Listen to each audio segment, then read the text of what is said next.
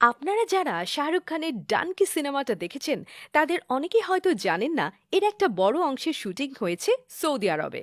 ইয়াস, আপনি কিন্তু ঠিকই শুনছেন। সেখানকার জেদ্দা আর নিয়ম শহরে ডানকির পুরো 12 ইউনিট ছিল।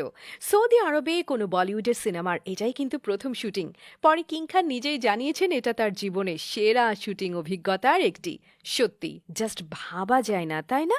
কয়েক বছর আগেও যেখানে মেয়েরা ড্রাইভিং লাইসেন্স পর্যন্ত পেত না, সেখানে এখন সিনেমার এই রমরমা। আর এই সব কিছুই সম্ভব হয়েছে একজন মাত্র মানুষের জন্য। এই অসাধারণ আধুনিক মানুষটি হচ্ছেন তাদের প্রধানমন্ত্রী মোহাম্মদ বিন সালমান।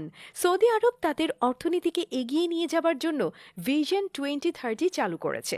তারা এখন চাইছে উন্নতির জন্য শুধুমাত্র পেট্রোলের উপর নির্ভর না করতে।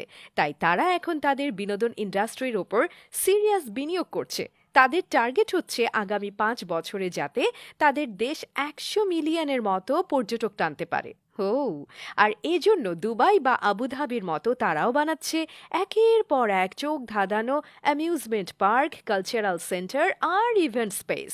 যখনই কোনো দেশে বেশি বেশি পর্যটক আসতে শুরু করে, তখন সেখানকার স্থানীয় ব্যবসা বাণিজ্য অনেক বেড়ে যায়। ট্রু। আসলে সিনেমা বা টিভি ইন্ডাস্ট্রি যদি বিকাশ করে তাহলে সেটা সেই দেশের ট্যুরিজম ইন্ডাস্ট্রির জন্য খুব ভালো। যেমন টার্কিশ সিরিয়াল এরটুগ্রুল সুপারহিট হওয়ার পরে অনেক মুসলিম দেশের নাগরিকরাই সেখানকার আঙ্কারা আর ইস্তানবুল শহরে বেড়াতে গিয়েছিল, কারণ সিনেমা ফ্যানরা সত্যিকারের শুটিংয়ের জায়গাগুলো কাছ থেকে দেখতে যায়। জাস্ট শাহরুখ খানের জন্য কত মানুষ যে সুইজারল্যান্ড ঘুরতে গিয়েছে, ওরে বাবা!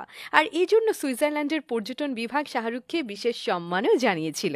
আবার ঋতিক রোশনের কাহো না প্যার হে শুটিং হয়েছিল নিউজিল্যান্ডের অকল্যান্ড শহরে। এই সিনেমাটা সুপারহিট করার পর তাদের গোটা ট্যুরিজম ব্যবসায় 20% বেড়ে গিয়েছিল। ওয়াও! আমাদের অনেকেই হয়তো নিয়ম ভিলেজের নাম শুনেছি।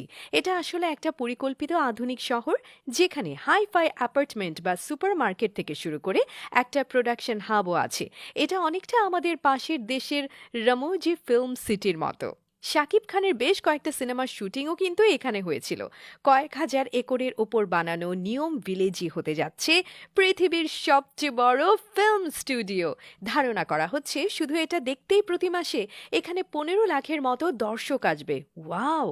মেকআপ বা গ্রিন রুম থেকে শুরু করে অ্যানিমেশন বা আর্টিফিশিয়াল ইন্টেলিজেন্স, সব রকমের সুযোগ সুবিধাই এখানে থাকছে। সবচেয়ে বড় কথা হচ্ছে তারা খেয়াল রাখছে এখানকার খরচ যাতে আমেরিকা বা সিঙ্গাপুরের চাইতে কম হয়। শুধুমাত্র প্রোডাকশন সুবিধা